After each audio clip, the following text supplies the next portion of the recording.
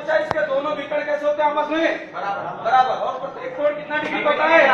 90 degree का। क्षेत्रफल बराबर क्या होता है? लंबाई गुणा चौड़ाई। परिमाप बराबर दो कोष्ठक के अंदर लंबाई धन चौड़ाई और विकर्ण बराबर रूट के अंदर लंबाई का स्क्वायर धन चौड़ाई।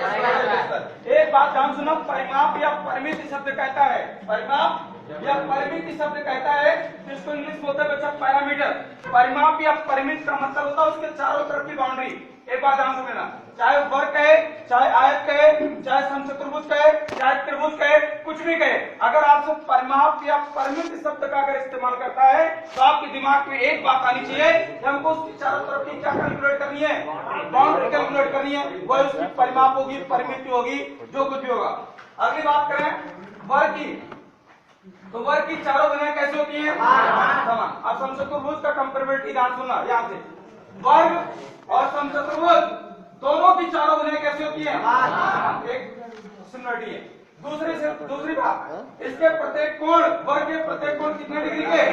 लेकिन इसके बच्चा प्रत्येक कोण 90 डिग्री के। एक बात और ध्यान सुना बच्चा, इसके दोनों विकर्ण कितने डिग्री प्रकट करते हैं? इसके वर्ग के और समचतुर्भुज के भी दोनों विकर्ण किस प्रकट करते हैं? 90 डिग्री प्रकट करते हैं। दोनों ही विकर्ण कितना डिग्री प्रकट करते हैं?